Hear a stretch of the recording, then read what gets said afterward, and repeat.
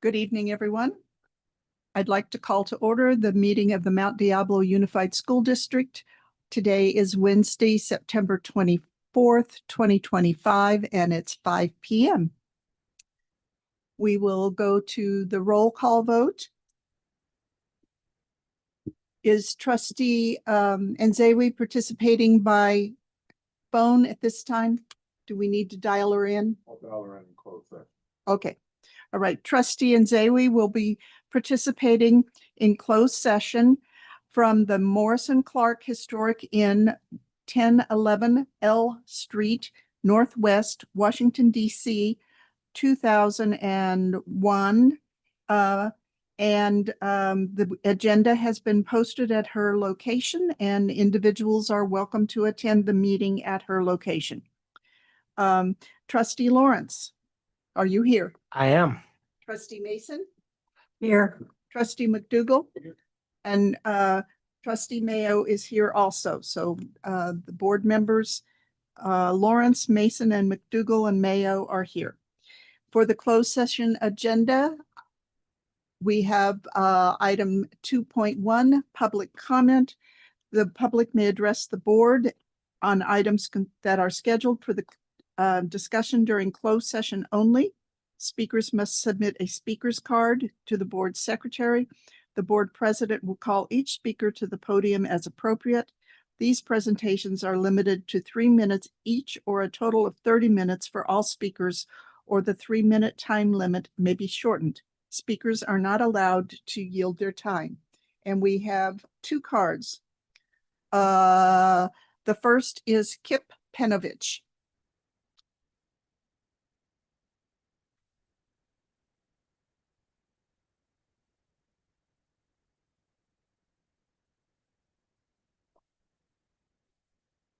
Okay. I'm handing this out first, and then I'll have my comment.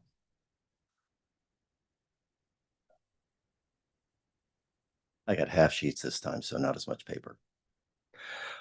On the theme of my comments here is about fiscal transparency, and I think there's some progress that is being made.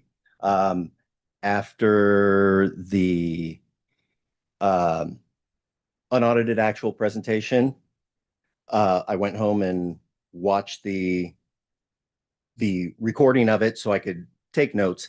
And when it comes to the fiscal transparency that we have, I have a couple comments related to that.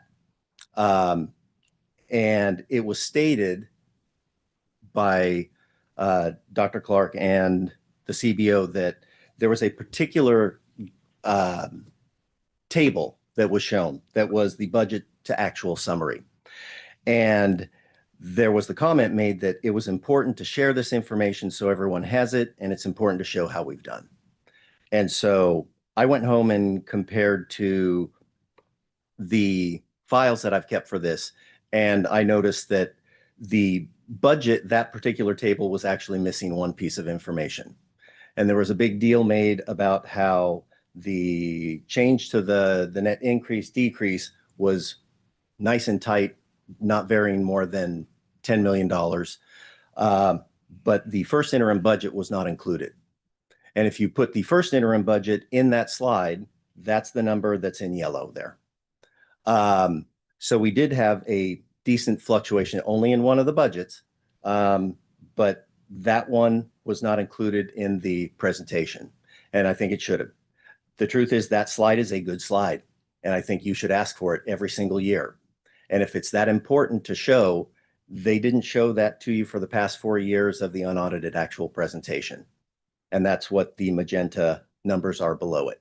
Those would have been the numbers for the exact same slide for the prior 4 years. So if this is something that will continue to be part of the presentation, I think that's a good thing, because it was stated that the numbers are the numbers, but you should be given all of the numbers and given a complete report before you do the comparing.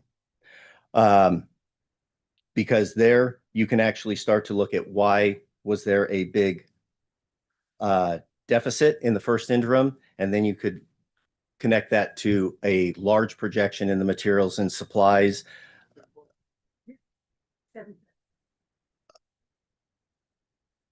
Go ahead. Oh, okay. That was, that allows you to dive into that and see what is happening. So I hope, and as we continue here, that we'll continue to have complete transparency about the numbers that we're sharing. Sometimes they're good, sometimes they might not be what we want, but they are what they are. Time. So which agenda item were you referencing this? This had to do with a superintendent evaluation as far as fiscal transparency goes. All right. Thank you. Mr. Robert Peterson. Before you begin, let me just explain our equipment is old here. So it's not beeping and booping anymore, but it is counting. So I will let you know. It does change. I think it just goes from green to red now, but trust Okay. me, we have a clock. No, thank you very much. I hope everyone's doing well. It's my first time doing this. I'm a little nervous. Welcome. Thank you very much. So I'm going to talk about, I think it's related to 3.1. I read something on KTVU this morning about there's some negotiation stuff going on. But, I have two kids in the third and second grade in the district. And first off, I think everybody between the board and the teachers union are on the side of the students as they see it. And I understand trying to manage a district of 29,000 students is quite a feat. And so definitely aware of that. And I've read my Richard Hofstadter, and I know the democratization of education is a tricky subject, to say the least. I just wanted to make a point. We lived in an age of increased anxiety, for multiple social reasons, everything from the availability of information, the internet, smartphones, everything of that nature.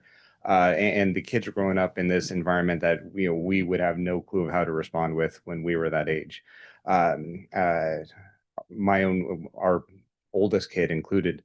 One great thing that we've had at Walnut Acres, a school where our kids go, are the use of counselors. So Miss Finn, I just know her first name is Miss, unfortunately, but she's been a great resource for our students there. And so as part of these negotiations, I would just please ask, implore you to consider increased number of counselors. I'm not sure where that lies in the list of priorities, but she's been a great help to our girl, and just given the how should I say, the nature of growing up in this day and age, trying to make well-rounded human beings, I think that's a very important thing to have, and that's really all I have to say. So thank you. Thank you very much for joining us. Of course. Go Jaguars. Okay. So in closed session, item 3.1, the board will discuss negotiations and may provide directions to its representative employees. Government Code Section 54957.6. 3.2 is discipline, dismissal, release, or reassignment of public employees. Government Code Section 54957B1. 3.3 is conference with legal counsel regarding anticipated litigation. 3.4 is liability claims, Government Code 54956.95. It's John Rubio versus the Mount Diablo Unified School District. 3.5 is public employee performance evaluation, Government Code 54957. 3.6 is stipulated placement agreement for student 04-26. 3.7 is stipulated expulsion agreement for student 05-26. We will adjourn to closed session and see you at 6 p.m. Thank you.